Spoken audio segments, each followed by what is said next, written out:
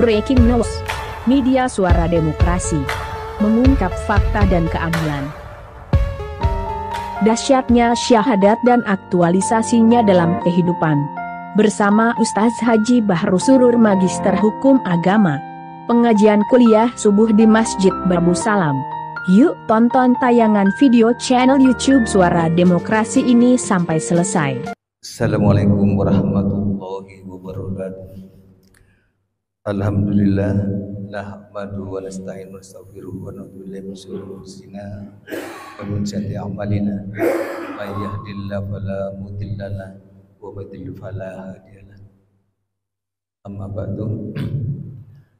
Bapak, Ibu, saudara sekalian jamaah iktikaf, jamaah salat subuh yang dimuliakan Allah Subhanahu wa taala.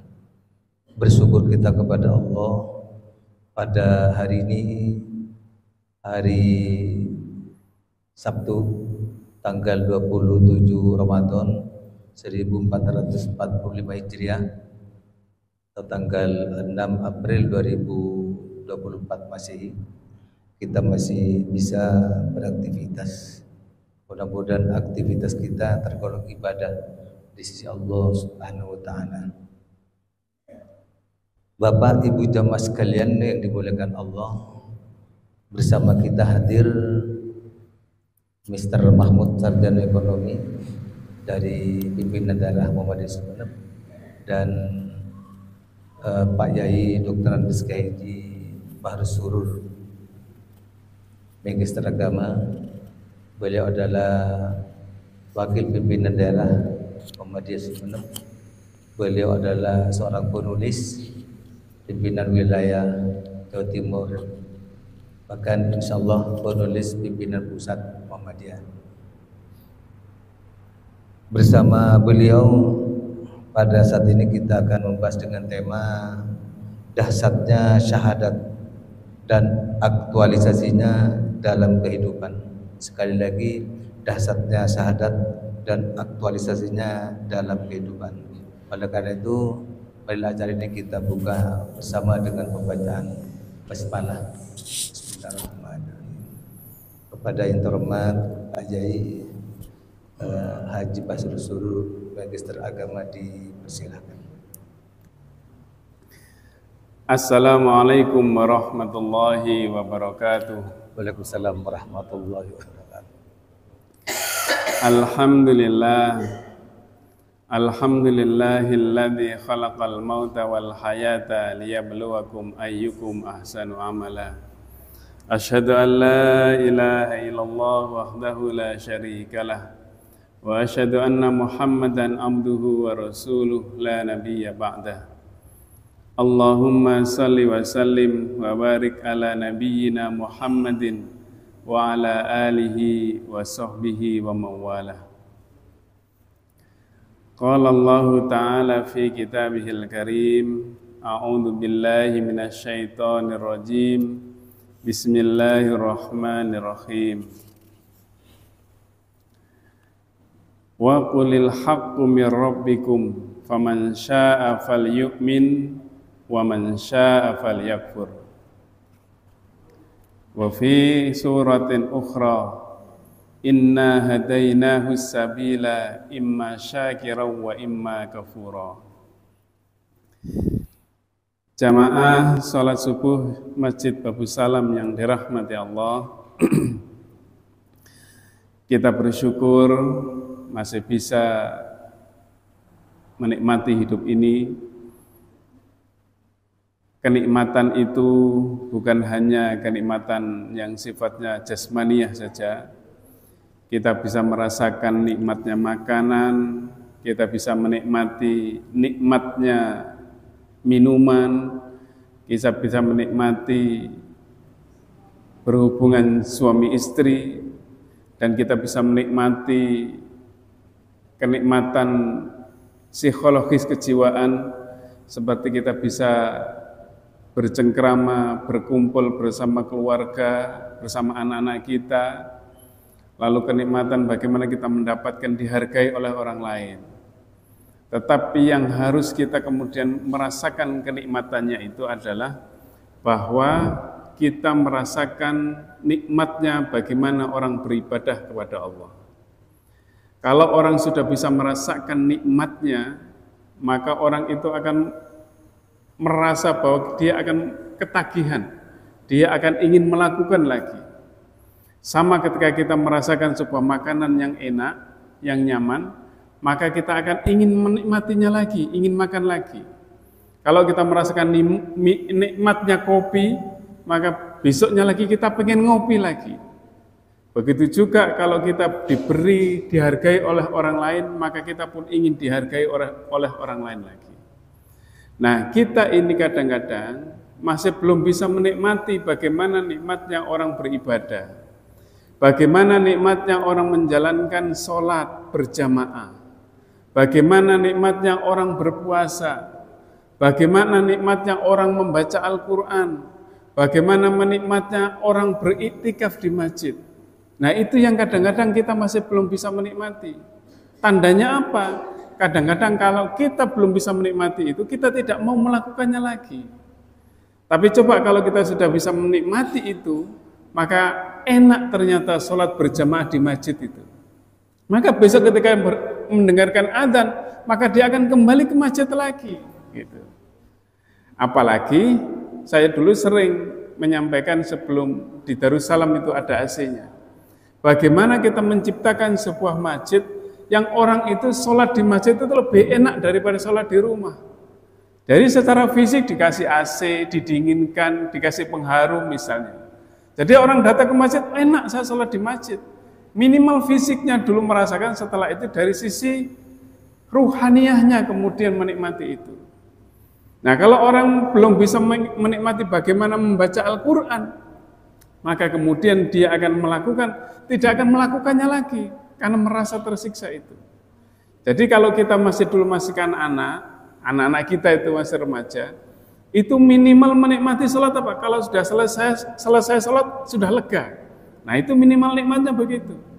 Nah, kalau sudah tua seperti kita sekarang ini, maka yang harus kita tingkatkan dari itu adalah bagaimana kita kemudian bisa menikmati itu semua, sehingga kita ingin melakukannya lagi dan melakukannya lagi. Nah, untuk menikmati itu kita butuh proses, butuh latihan, butuh kebiasaan di antara kita. Jadi inilah sesungguhnya kalau kita kemudian melakukan bersyukur atas nikmat Allah yang diberikan kepada kita, baik nikmat jasmaniyah maupun ruhaniyah. Nah, itu berarti kita sudah menikmati betul. Jadi sekali lagi kita berusaha terus-menerus agar apa yang kita lakukan dengan ibadah kita, dengan sosial kita, termasuk berinfak, bersedekah itu, kalau sudah merasakan nikmatnya orang bersedekah, maka dia ingin bersedekah lagi. Kalau sudah punya lebih sedikit, diinfakkan lagi, disedekahkan lagi, diberikan kepada orang lagi. Maka itu akan merasakan nikmatnya ruhaniyah di situ. Jadi semoga kita termasuk orang-orang yang senantiasa bisa menikmati apa yang diberikan Allah kepada kita, baik secara jasmania, secara psikologis kejiwaan, maupun secara ruhaniyah. Amin ya rabbal alamin. Bapak Ibu jamaah salat subuh yang dirahmati Allah, saya sengaja mengangkat tema tentang syahadat. Syahadat itu adalah pintu gerbang. Pintu gerbang ketika seseorang ingin menjadi seorang muslim. Syahadat itu adalah pembatas antara seseorang yang disebut dengan kafir dengan seseorang yang disebut dengan mukmin itu. Jadi kalau orang belum bersyahadat, maka dia belum disebut sebagai seorang muslim. Kalau seseorang belum bersyahadat, maka dia belum bisa dianggap sebagai saudara kita, saudara sesama muslim. Nah, ini yang menjadikan sesuatu yang saya sering menyebut bahwa itulah dahsyatnya syahadat. Dulu pada masa Rasulullah, pada ketika Rasulullah mendakwakan Islam, itu orang-orang kafir Quraisy tidak ada yang mau kalau disuruh bersyahadat. Bersyahadat cuma dua, satu mengakui bahwa tidak ada Tuhan selain Allah, dan Muhammad adalah Rasulullah. Orang-orang kafir dulu itu mengakui bahwa Allah itu Tuhannya, tetapi cara menyembahnya kemudian berbeda. Dari mana sisi berbedanya? Mereka mengakui bahwa Allah itu yang menciptakan langit dan bumi. Tetapi kemudian cara beribadahnya adalah mereka melalui berhala, melalui patung-patung yang mereka taruh di pinggiran Ka'bah itu, di pelataran Ka'bah. Nah, syahadat yang satunya yang sering kita adalah asyhadu anna Muhammadar Rasulullah, yaitu mengakui bersaksi bahwa Muhammad itu adalah Rasulullah. Jadi dua kalimat syahadat inilah yang kemudian yang membuat berat orang-orang kafir Quraisy. Bagaimana beratnya? Kalau dia sudah bersyahadat, maka seluruh kekayaannya, maka seluruh tingkatan kesukuan yang ada di kalangan orang-orang Quraisy itu, orang-orang Arab itu, maka akan hilang semuanya. Kenapa? Karena Allah menganggap semua manusia itu sama.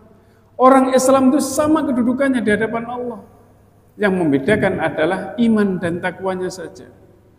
Jadi kalau orang-orang kafir Quraisy itu, tokoh-tokoh Quraisy itu, kalau dia mau bersyahadat, mengucapkan dua kalimat syahadat, maka dia akan mengakui bahwa Muhammad itu adalah Rasulullah.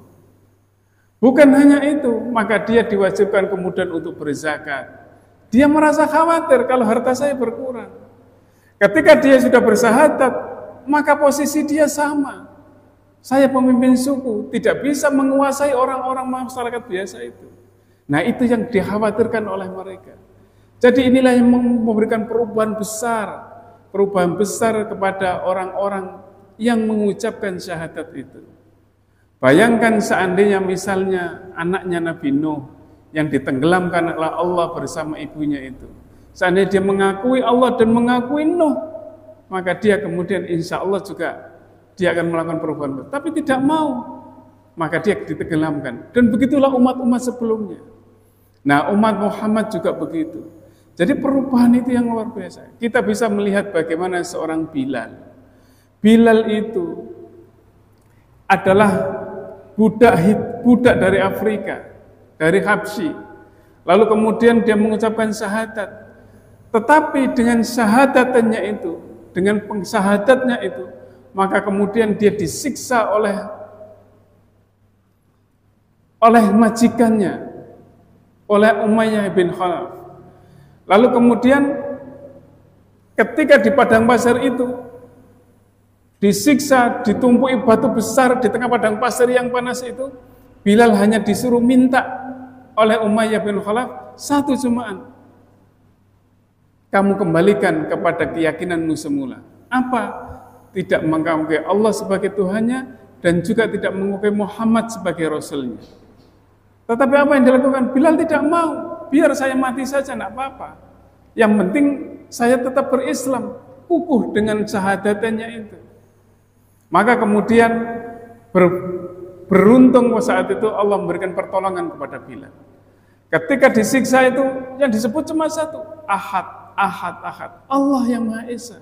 Dan pengakuan itu kepada Rasulnya. Terus begitu sampai akhirnya datanglah Abu Bakar As-Siddiq yang waktu itu kebetulan lewat melihat Bilal yang disiksa. Maka kemudian Bilal dibebaskan, diperdekakan oleh Abu Bakar As-Siddiq. Begitu juga dengan Amr bin Yasir dan keluarganya. Ibunya, ayahnya, dan dia sendiri, Amr sendiri juga disiksa. Ayahnya namanya Yasir, ibunya namanya Sumayyah. Anaknya namanya Amr bin Yasir. Ditaruh di padang pasir. Awalnya adalah istrinya. Istrinya disiksa. Kenapa disiksa? Ya karena syahadatnya ini, karena keimanannya ini. Maka kemudian ketika Sumayyah disiksa sampai meninggal dunia, gantinya dengan ayahnya Yasir. Amr bin Yasir, kemudian Yasir kemudian disiksa di hadapan anaknya Amr bin Yasir itu. Lalu sampai dipentang. Kalau dipentang itu, kalau kaki dan tangannya lalu ditarik oleh kuda sampai bercerai-berai, luar biasa, sampai mati. Dalam rangka apa? Mempertahankan imannya. Begitu juga kemudian setelah gak ada ayah ibunya, gak ada, ganti Amr bin Yasir. Amr bin Yasir ditanam hidup-hidup di tengah padang pasir yang panas itu. Maka sampai akhirnya Amr bin Yasir mengatakan, dengan sangat terpaksa dia mengatakan, iya, saya sudah tidak mengakui Muhammad sebagai Rasul. tidak mencabut syahadatnya itu. Maka kemudian Ammar bin Yasir diselamatkan kemudian dilepaskan oleh orang tokoh-tokoh kafir Quraisy itu. Setelah itu lari kepada Rasulullah. Celaka ya Rasul, celaka. Apa yang membuatmu celaka wahai Ammar bin Yasir? Ammar bin Yasir ini masih muda, remaja. Dalam hitungan kita masih anak-anak. Tetapi kemudian apa yang membuatmu celaka wahai Yasir? Ammar bin Yasir, saya disiksa ya Rasul oleh orang-orang kafir Quraisy itu. Kenapa disiksa? Karena aku mengakui Allah sebagai Tuhanku dan mengakui engkau sebagai Rasulku. Tapi hatiku tetap mengimani itu ya Rasul. Tapi agar aku saja tidak sampai terbunuh dan aku pun mengaku itu. Maka kemudian Rasulullah memahami itu dan kemudian memaklumi, engkau tetaplah menjadi seorang mukmin wahai Yasir, wahai Ammar bin Yasir. Jadi semua itu dilakukan adalah dalam rangka mempertahankan syahadatnya. Jadi syahadat inilah cermin keimanan kita.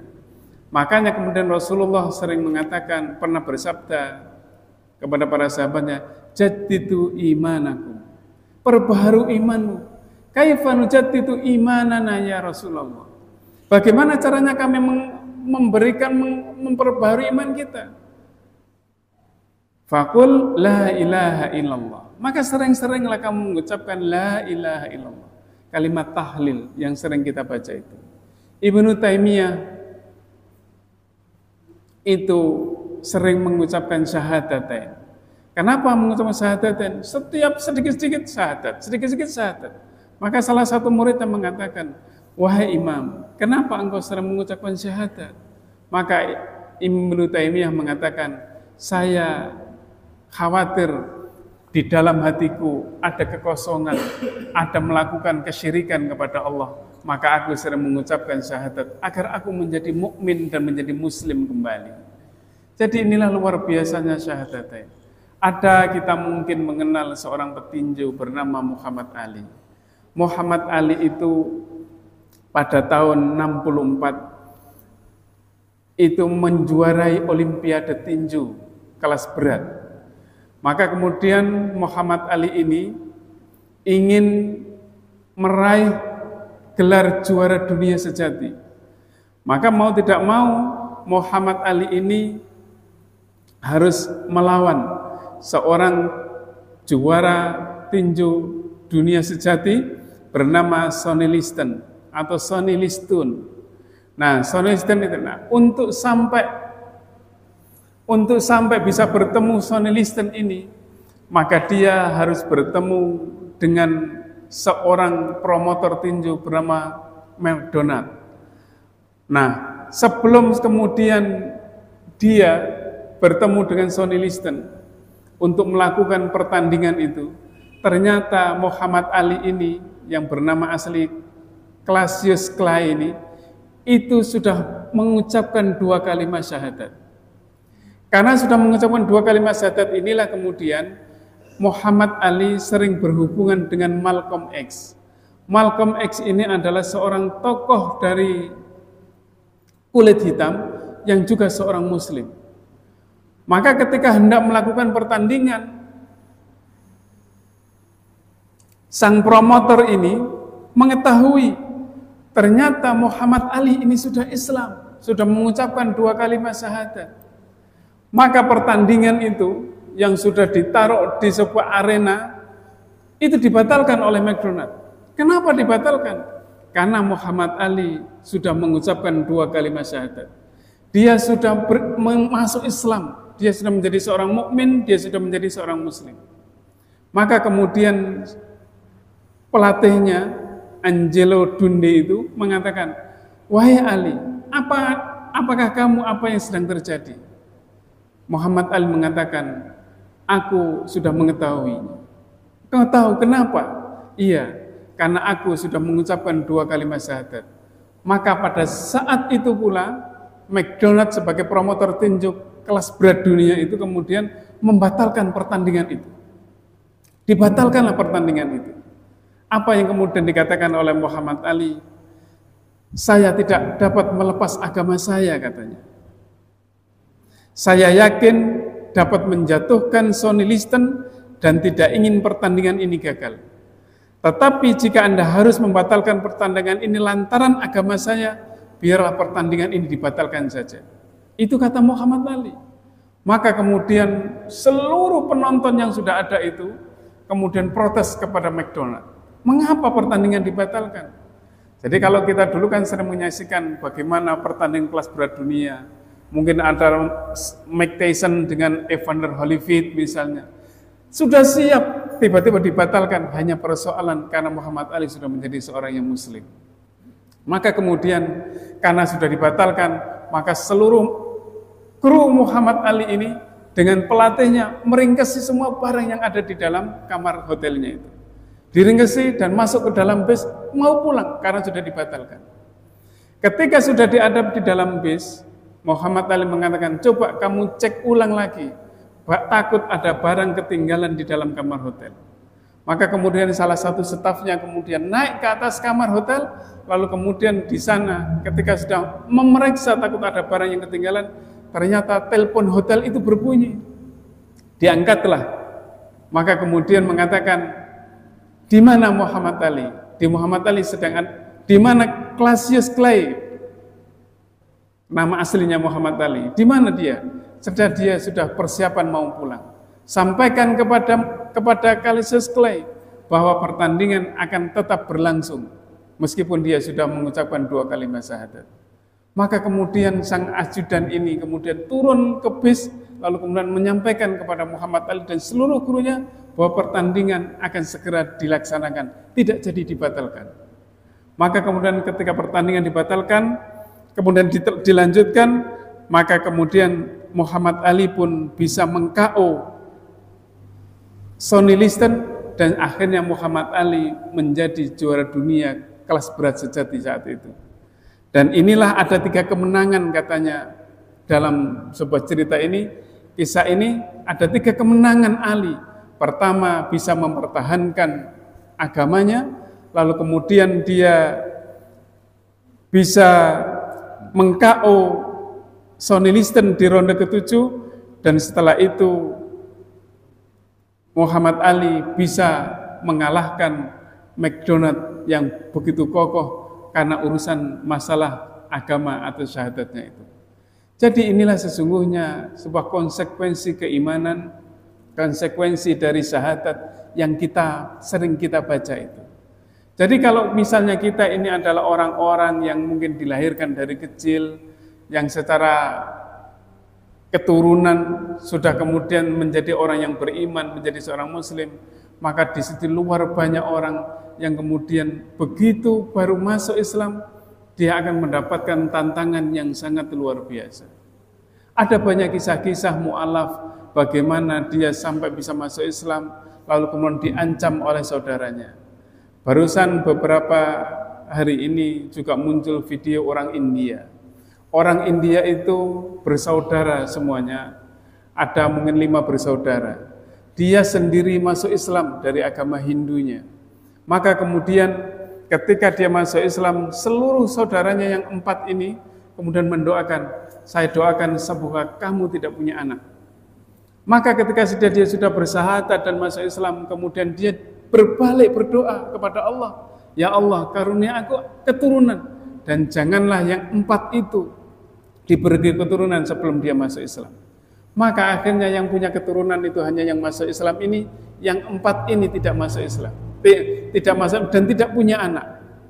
Sampai akhirnya dia menjadi orang kaya semuanya, lalu kemudian tapi tidak memiliki keturunan. Jadi ada banyak romantikanya ketika seseorang itu memeluk agama Islam. Dan ini saya kira kalau misalnya kita mencari di Google, di media sosial, insya Allah sangat banyak. Saya hanya mengatakan bahwa syahadat itu, keimanan kita itu memiliki beberapa konsekuensi. Ada sesuatu yang mungkin akan kita hadapi ketika seseorang itu mungkin sudah menjadi beriman. Yang pertama adalah bahwa beriman atau menjadi seorang muslim itu adalah sebuah pilihan hidup. Pilihan hidup bagi manusia. Jadi kata Allah, wa qulil haqqu mir rabbikum. Wahai Muhammad, katakan sesungguhnya kebenaran itu dari Tuhan. Faman syaa'a falyu'min wa man syaa'a falyakfur. Maka barang siapa yang ingin beriman kepadaku, silakan beriman, kata Allah. Wa man syaa'a falyakfur, maka barang siapa yang ingin kafir, silakan kafir saja. Di dalam surat Al-Insan juga disebutkan, inna hadainahu sabila imma syakira wa imma kafura. Jadi ketika manusia itu dilahirkan, ketika manusia sudah hidup, maka Allah menunjukkan dua jalan. Inna hadainahu sabila. Jalannya apa? Imma syakiran wa imma kafura. Apakah dia mau bersyukur lalu kemudian beriman, atau kemudian dia akan menjadi kufur dan mengingkari adanya Allah. Jadi inilah menjadi pilihan bagi hidup kita. Nah, kalau sudah beriman itu, maka pilihan kita adalah kita ini menjadi pilihan. Jadi tidak ada kemuliaan yang diharapkan dari manusia oleh Allah. Kalian mau beriman ya terserah, mau tidak mau kafir ya terserah. Karena keimanan seseorang tidak akan menambah kemuliaan bagi Allah. Dan kemudian kekufuran manusia, kekufuran makhluknya juga tidak akan mengurangi kemuliaan Allah. Jadi pilihan itu ada pada diri kita masing-masing. Dan yang kedua adalah ketika seseorang itu sudah beriman kepada Allah, sudah mengucapkan syahadat, maka yang kedua adalah orang itu harus menyatakan diri sebagai orang yang beriman, mau tidak mau harus mempersepsikan dirinya sebagai seorang muslim. Fashhad bi annana muslimun. Saya ini orang muslim, sama seperti Muhammad Ali tadi itu. Muhammad Ali itu pertama sebagai pilihan. Saya memilih Islam, konsekuensinya apapun akan saya terima. Mau disuruh tidak jadi bertanding enggak masalah. Tidak mendapatkan juara dunia enggak masalah. Tetapi sepenting saya sudah memilih iman sebagai hal yang pertama. Dan yang kedua, Muhammad Ali mengatakan bahwa dia menyatakan, saya seorang muslim. Anda mengatakan apapun terserah, yang penting saya adalah seorang muslim. Jadi kalau sudah menyatakan diri sebagai seorang muslim dengan syahadat kita itu, maka kita sesungguhnya harus merefleksikan diri sebagai seorang muslim. Orang muslim itu harus sholat 5 waktu. Orang muslim itu kalau sudah bersyahadat, dia harus menjalankan puasa Ramadan. Seorang muslim itu harus berzakat. Seseorang muslim itu dan seterusnya. Ada kewajiban yang harus dilakukan kepada diri seorang yang sudah bersyahadat atau orang yang muslim tadi. Seorang perempuan yang kemudian mungkin sudah menyatakan syahadat secara muslimah, maka dia harus menyatakan diri, persepsikan diri bahwa saya adalah seorang muslimah. Maka dia harus memakai hijab. Dia harus berkerudung, menutup aurat dan seterusnya. Dia harus juga melakukan hal-hal yang wajar sebagai seorang muslimah. Inilah konsekuensinya dari sebuah kalimat syahadat yang atau mungkin dengan keimanan kita. Dan yang ketiga adalah bahwa ketika seseorang itu sudah menyatakan diri seorang muslim, maka dia harus utuh menjalankan keislamannya itu. Kalau di dalam surat Al-Baqarah ayat 208 Allah berfirman, ya ayyuhalladzina amanu udkhulu fis-silmi kafah. Jadi, wahai orang-orang yang beriman, masuklah kamu ke dalam Islam secara utuh, secara kafah. Wala tattabi'u khutuwatis syaitan, dan jangan engkau mengikuti langkah-langkahnya syaitan. Innahu lakum aduwwum mubin, sesungguhnya syaitan itu adalah musuhmu yang paling nyata. Jadi, ketika sudah masuk Islam, maka Islam itu yang harus utuh. Artinya apa? Jangan kemudian, saya lagi di masjid, maka harus menjadi orang Islam. Ketika nanti sudah keluar dari masjid, berarti saya sudah boleh melanggar atau melakukan tidak seperti yang diajarkan oleh Islam. Ini kan namanya sekuler. Jadi orang-orang sekuler itu membedakan ketika bagaimana urusan dunia dengan urusan agama. Dia membedakan urusan agama dengan urusan politik. Ketika dia lagi sebagai seorang politisi, maka semua cara digunakan. Tidak pernah menggunakan akhlak, tidak pernah mengindahkan nilai-nilai Islam. Itu berarti masuk Islamnya tidak utuh. Nah, orang Islam itu harus fisilmi kafah. Jadi kalau misalnya di masjid, ya khusyuk kepada Allah. Ketika nanti sampai di pasar, ya juga harus khusyuk ingat kepada Allah. Ketika dia sedang bekerja di kantor, juga harus ingat kepada Allah. Menjadi seorang guru, menjadi seorang staf, dan menjadi apalagi seorang pejabat dan seterusnya, ya harus menjadi seorang muslim yang utuh. Sama ketika dia berada di masjid atau sedang beribadah kepada Allah. Jadi tidak pernah membedakan urusan dunia dengan urusan non-dunia gitu. Karena sesungguhnya manusia itu adalah tujuannya adalah untuk mendapatkan di akhirat nanti. Wa bataghi fima taqallahu taral akhirah. Jadi tujuan akhir kita tidak ada kemudian kita harus menyeimbangkan, tidak. Tidak seimbang memang. Karena semuanya harus ditujukan kepada di hari akhir nanti. Tujuan hidup itu adalah mendapatkan keridhaan Allah di hari akhir.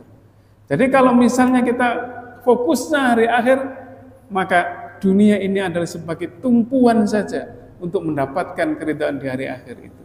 Jadi sekali lagi, kafah itu sempurna dimanapun kita menjalankan sebagai seorang Islam dan kapanpun kita menjadi seorang Islam. Kecuali Allah sudah memanggil kita. Yang ketiga, yang keempat adalah bahwa orang yang beriman itu adalah perlu konsistensi, perlu istiqomah. Jadi selain memilih sebagai seorang muslim menjadi pilihan utama, lalu yang kedua mempersepsikan diri, memperlakukan diri kita sebagai seorang muslim. Yang ketiga kemudian adalah tidak masuk Islam secara utuh. Dan yang ketiga, yang keempat adalah bahwa menjadi seorang muslim itu harus istiqomah. Apa kemudian Rasulullah coba saya dikasih pesan ya Rasul, katanya seorang sahabat. Satu pesan saja yang saya bisa melakukannya. Dan sudah tidak ada pesan lagi. Apa kata Rasul? Qul amantu tsumastaqim. Coba kamu katakan bahwa aku beriman pada Allah dan Rasulnya, tsumastaqim. Kemudian kamu harus istiqomah dengan keimanan itu. Jadi kalau orang istiqomah itu konsisten menjalankannya itu. Memang kalau istiqomah ini berat, memang berat. Makanya kita di dalam setiap sholat itu senantiasa minta kepada Allah. Meminta supaya Allah meluruskan, menunjukkan jalan kita kepada jalan yang lurus. Jadi lurus itu bukan hanya kemudian lurus di jalan, tetapi istiqomah, senantiasa menjalankan. Kita di bulan puasa saja, itu sudah tantangannya dan ujiannya luar biasa berat sekali.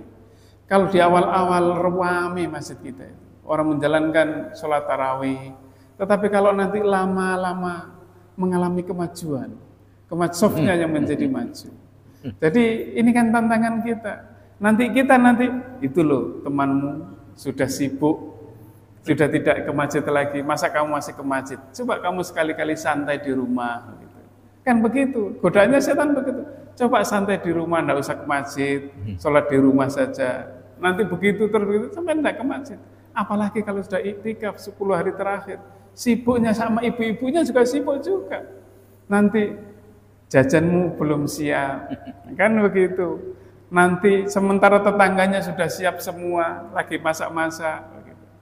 Sementara nanti digoda lagi istrinya, suamimu itu loh, pekerjaannya cuma ke masjid saja, iktikaf, sementara kamu sibuk membuat jajan. Kan begitu, nanti dimarahin, nanti akhirnya sampai kemudian muncul kebencian kepada suaminya yang sedang beriktikaf di masjid. Mas, nggak usah ke masjid, nemani saya buat jajan di rumah. Nah, karena kayak begitu nanti. Kenapa? Karena godaan setan itu yang sangat luar biasa. Belum lagi nanti disibukkan anak-anaknya, belum punya baju baru, belum punya pakaian baru untuk hari raya Idul Fitri. Nah itu kan kemudian menjadi godaan kita. Saya pulang dari tarawih itu kalau di pasar Bengkal itu, masya Allah, macet full, luar biasa. Kenapa? Karena orang sibuk nyari sandal baru, nyari baju baru, nyari sarung baru dan seterusnya. Dan itu kadang-kadang kemudian menjadi lebih penting daripada ritual kita, menjadi penting dari tilawatil Quran kita, lebih penting dari itikaf kita dan seterusnya. Itu semuanya adalah godaan. Dan godaan yang paling berat bagi seorang muslim itu adalah ketika orang yang melakukan taat pada Allah adalah godaan riyaknya itu. Setan itu tidak bisa membendung kita untuk berangkat ke masjid. Setan itu tidak bisa mencegah kita, tidak bisa menghalangi kita ketika kita sudah melakukan qiyamul lail tarawih. Setan juga tidak bisa membendung kita itu untuk bisa bertadarus Al-Quran bersama-sama di masjid atau di musola. Tetapi setan itu kemudian apa yang dilakukan? Setan akan kemudian membisikkan kita, kamu itu hebat katanya. kamu tuh ahli ibadah. Maka kemudian hati kita kemudian tergerak, lalu kemudian kita tergoda, iya, yang tetangga saya tidak ada yang membaca Al-Quran, tidak ada yang ke masjid, tapi saya sendiri yang datang ke masjid. Maka itu muncul ujub, rasa bangga dengan amal kebaikan kita.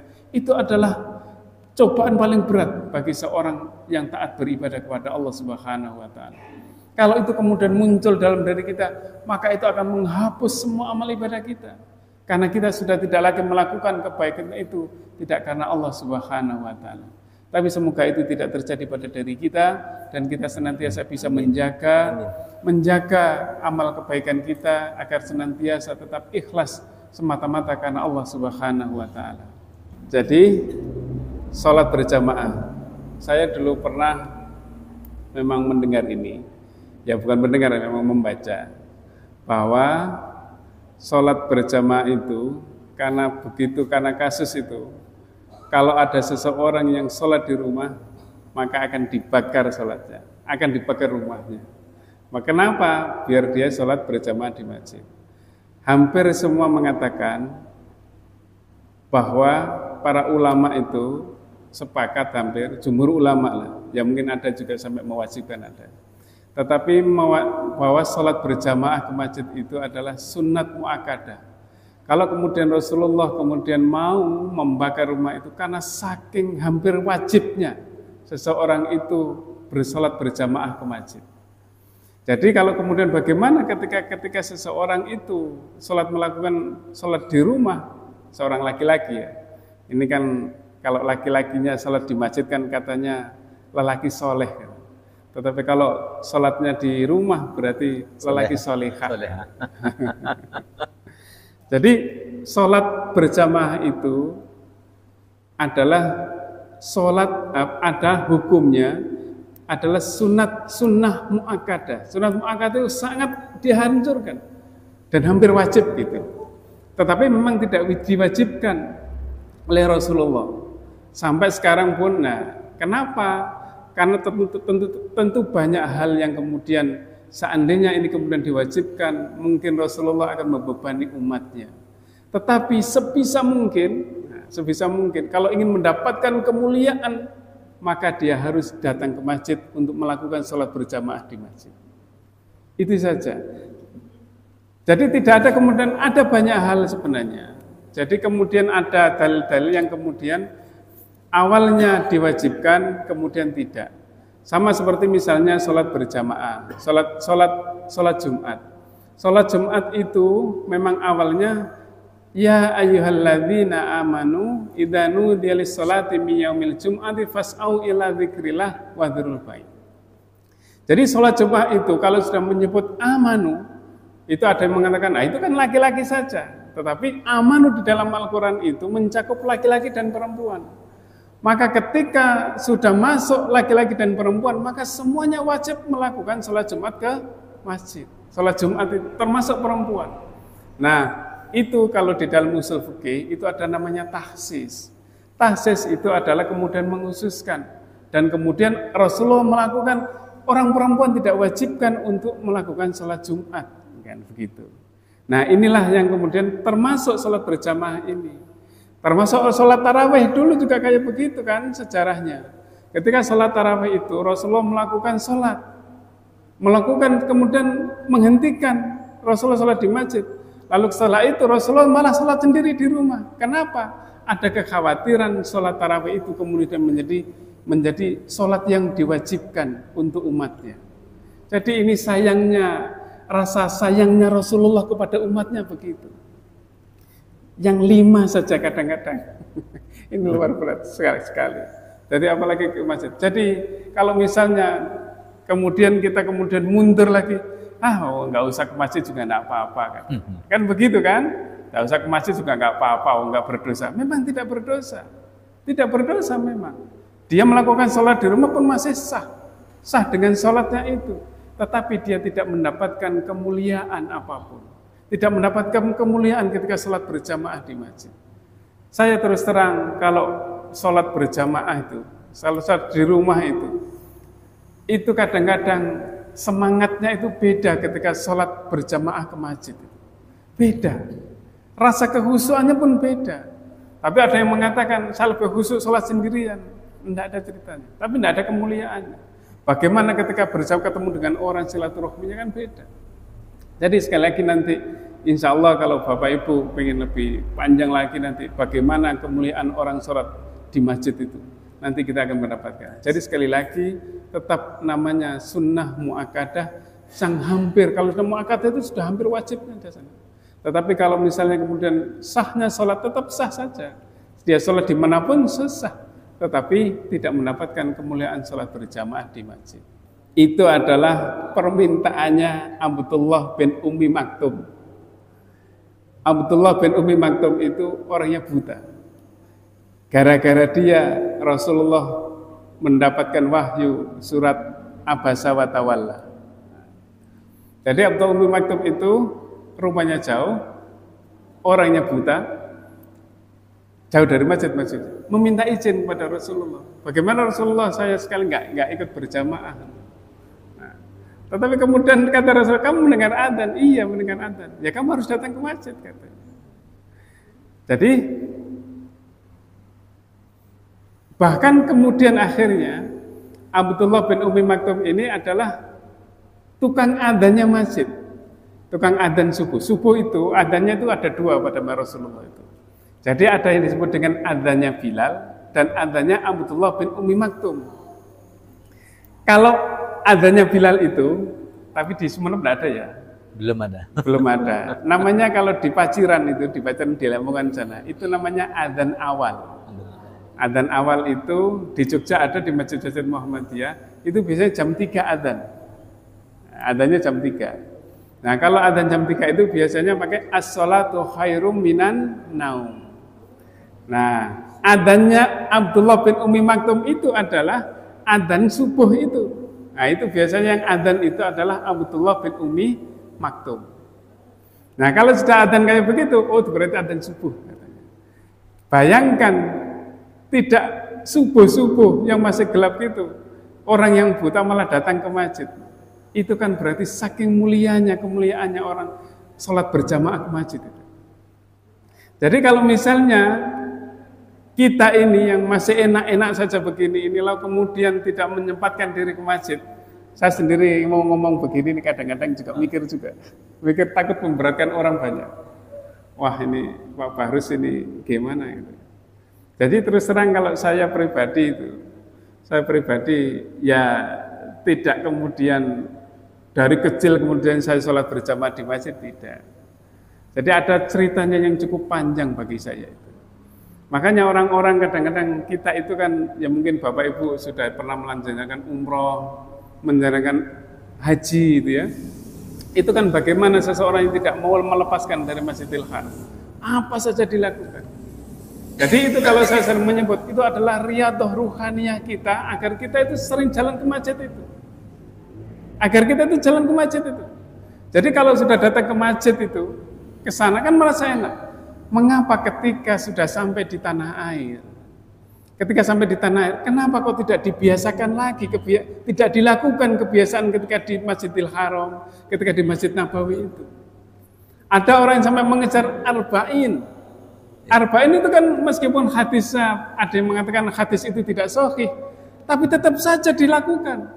Sampai saya dulu mengetahui orang yang arba'in itu, orang sakit, itu mau mengejar arba'in ke Masjid Nabawi itu. Akhirnya dia jatuh di tengah jalan. Mengejar apa arba'in?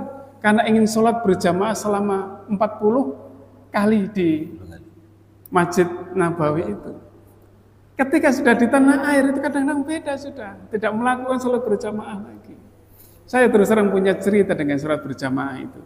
Bapak mertua saya itu almarhum, Allah maghfirlah. Itu pernah suatu saat melakukan perjalanan dari Surabaya ke Paciran naik taksi. Ketika mendengar adzan maghrib, karena perjalanannya habis asar, adzan maghrib, bapak itu minta, gimana kalau kita sholat maghrib dulu? Musafir waktu itu, musafir. Musafir itu kan boleh menjamak, boleh qashar, kan begitu kan? Dan tidak harus ke masjid kan begitu. Tetapi bapak coba nyari masjid dulu, kayak kita sholat maghrib dulu. Maka kemudian salah satu orang anaknya kemudian mengatakan, Pak, biar Pak nanti kalau sudah di Lamongan saja kita sholat maghribnya dijamak dengan sholat isya. Sudah sampai begitu, jarak dari maghrib itu tidak lama, paling antara 10 sampai 15 menit saja. Loh, nanya mana mobil itu tiba-tiba macet. Macet di jalan, tidak bisa jalan, akhirnya duduk. Lalu apa katanya Bapak? Saya kan sudah bilang, kalau sudah azan, minggir dulu sholat. Begitu. Nah sama, kalau kita, apalagi kalau di Madura itu sepanjang jalan itu isinya masjid. Isinya masjid. Jadi sesungguhnya kalau misalnya kalau kita tapi jangan sampai, Bapak Ibu. Jangan sampai kemudian kita mewajibkan diri kita sendiri. Saya mewajibkan kepada diri sendiri untuk sholat berjamaah. Jangan mewajibkan. Takut itu yang menjadi memberatkan diri kita sendiri. Jadi hampir semua, sekali lagi saya nyampaikan bahwa sholat berjamaah itu adalah hukumnya adalah sunnah muakkad. Sunnah muakkadah. Jadi sholat sunnah muakkadah itu sangat dianjurkan bagi seorang muslim. Kalau misalnya ada beberapa perbedaan pendapat di kalangan ulama, yaitu seperti biasa. Tetapi jangan kemudian karena perbedaan itu terus kemudian kita mengambil sesuatu yang paling gampang. Tapi perbedaan itu cuma dua, antara sunnah muakkadah dengan wajib. Jadi tetapi hampir semua jumhur ulama mengatakan bahwa sholat berjamaah itu adalah sunnah muakkad. Jadi sekali lagi Bapak Ibu, kita sebagai orang yang beriman, jangan sampai kemudian, mohon maaf ini hanya kerendahan hati kita sebagai sesama muslim saja. Takut setan juga kemudian mengingatkan kita. Seandainya kita misalnya berangkat ke masjid, kita itu kan kalau subuh-subuh berangkat ke masjid itu biasanya berpapasan dengan orang-orang yang mau bekerja ke pasar. Kadang-kadang kita yang lagi santai-santai ke masjid tahu-tahu disalib sama orang yang ke masjid itu. Setan akan membisikin kepada kita, kamu hebat ya ke masjid, tapi dengan santai pelan-pelan. Sementara orang yang mencari dunia itu begitu kencengnya, begitu cepatnya dia menaiki sepeda motor.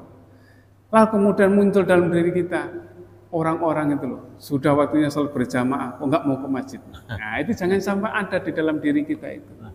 Nah itu kemudian itu justru yang akan merusak amal ibadah kita, yang akan merusak hati kita. Karena kita kemudian suudzon kepada orang lain. Suudzonnya gimana? Dia pasti tidak sholat subuh itu. Kan kadang-kadang kayak gitu. Siapa yang membisik kayak gitu? Setan membisik dalam pikiran kita. Itu paling tidak pernah sholat berjamaah di masjid. Nah, jangan sampai itu terjadi. Biarlah diri kita bersama-sama. Kita ajak anak-anak kita ajak, terutama yang laki-laki. Memang ada beberapa pendapat untuk ibu-ibu. Kalau ibu-ibu itu memang ada yang berpendapat kalau zaman sekarang sudah tidak ada halangan lagi untuk datang ke masjid. Silakan mendapatkan itu. Tapi ada juga yang berpendapat bahwa ibu-ibu itu tetap ada yang utamanya lebih di rumah. Tetapi ini perbedaan pendapat di antara para ulama dan jangan sampai menjadi itu. Kalau misalnya kita meyakini, seorang ibu-ibu meyakini bahwa sholat berjamaah di masjid itu lebih baik bagi dirinya, silakan, tidak apa-apa. Tetapi ada orang yang kemudian biar saya di rumah saja, ya jangan dihalangi. Karena itu sudah masuk dalam wilayah ikhtilaf, wilayah perbedaan pendapat di antara para ulama. Tentu para ulama itu memiliki pendapat dengan dalil nakli yang cukup kuat di antara mereka semua. Jadi mungkin itu, jadi sekali lagi kita yang biasa ke masjid jangan sampai kemudian tergoda. Tergoda apa? Tergoda untuk kemudian mengendorkan niatnya. Yang kedua tergoda untuk kemudian mengklaim bahwa diri kita itu menjadi lebih baik daripada orang lain yang tidak berjamaah ke masjid. Itu adalah bagian dari cara kita agar kita tetap bertawadhu, merendah diri di hadapan Allah Subhanahu wa taala.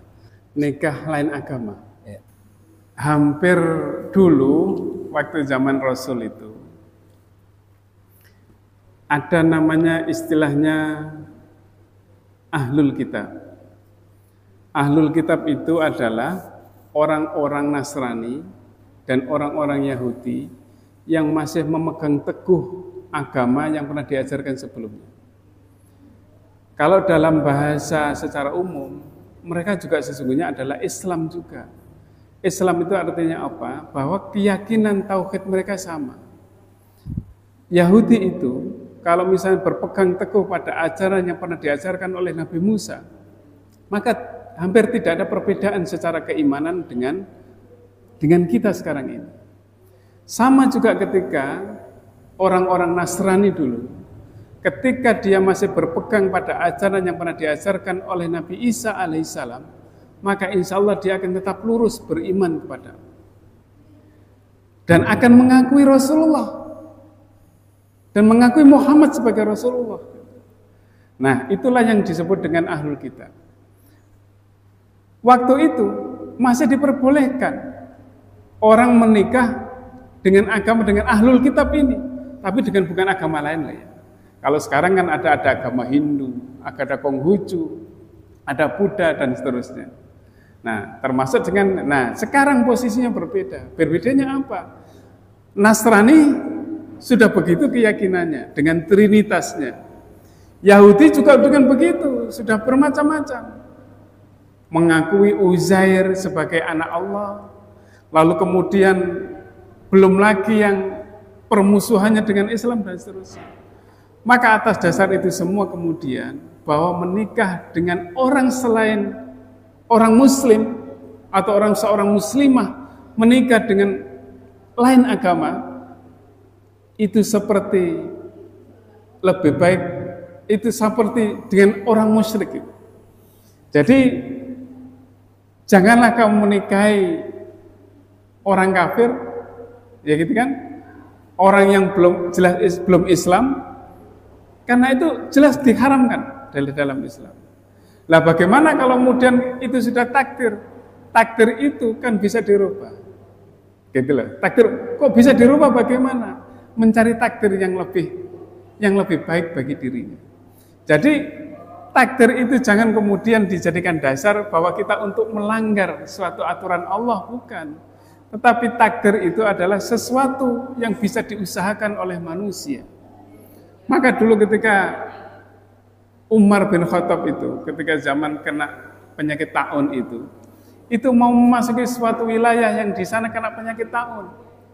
Maka kemudian sahabat yang waktu itu sedang bertugas di sana, dia mengatakan, kenapa engkau pulang wahai Umar? Saya akan mencari takdir yang lain. Kesatuan bisa. Artinya itu sebelum kalau sudah masuk tidak boleh keluar kalau di dalam sebuah daerah yang kena seperti kayak COVID kemarin itu. Ya sudah harus menyelesaikan di sana. Tapi kalau belum masuk harus menyelamatkan diri dulu. Tentu saja bukan melarikan diri, bukan, tetapi dalam rangka untuk memberikan kemaslahatan kepada diri sendiri. Jadi kemudian jangan kemudian saya nikah ini kan karena takdir, bukan begitu caranya. Manusia masih berusaha. Coba sekarang kayak begini, misalnya. Seseorang misalnya mau ke masjid, tahu-tahu kemudian sampai di jalan hujan kan, ini masih sholat berjamaah lagi, tahu-tahu sampai di tengah jalan hujan. Apakah kemudian karena wah hujan ini berarti takdir saya tidak boleh sholat berjamaah? Apakah kemudian kita mengatakan begitu? Kan tidak.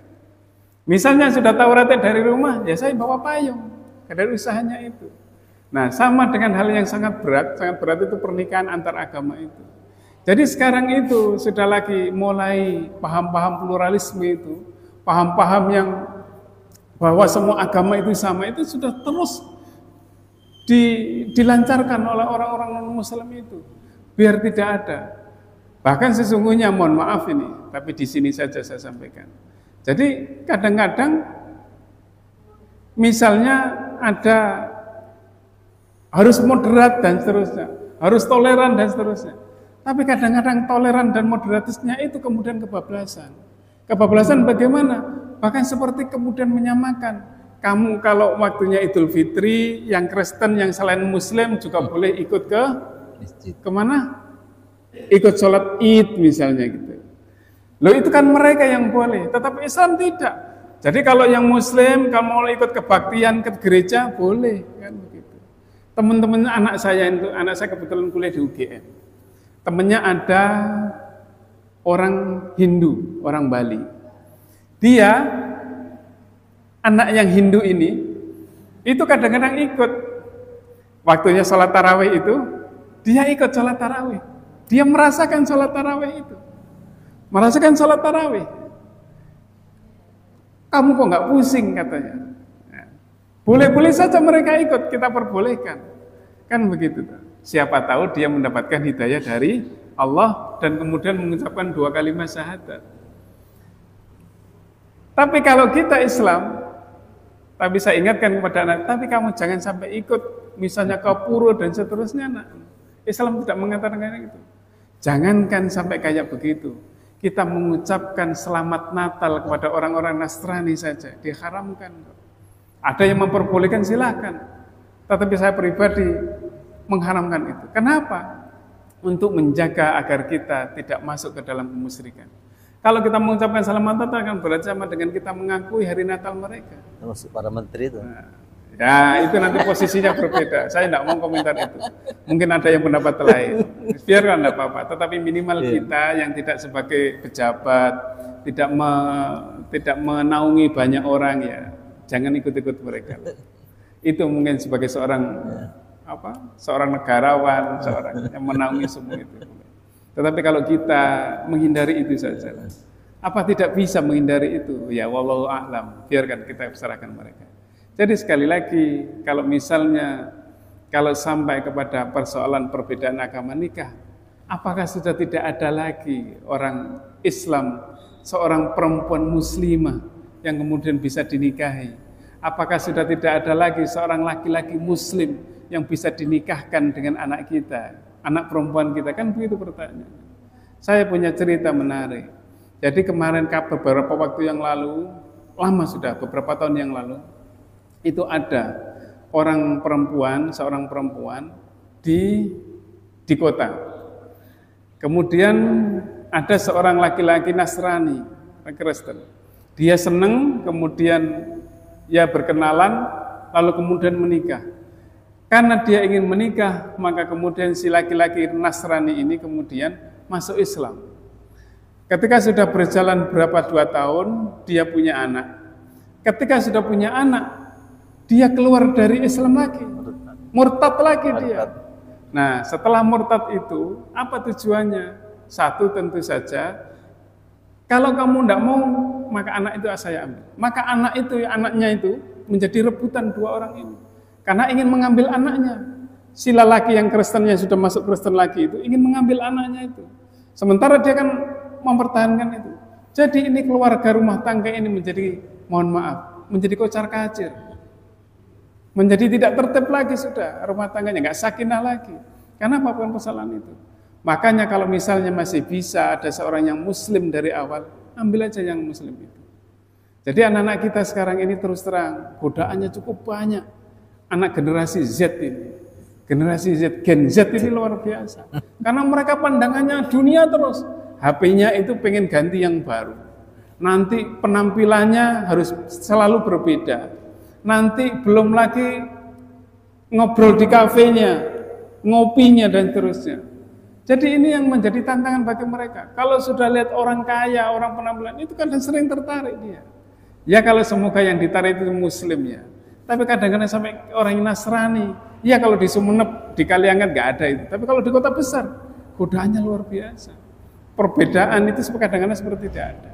Jadi sekali lagi, insya Allah, karena hanya dari kita saja, tetap berikhtiar.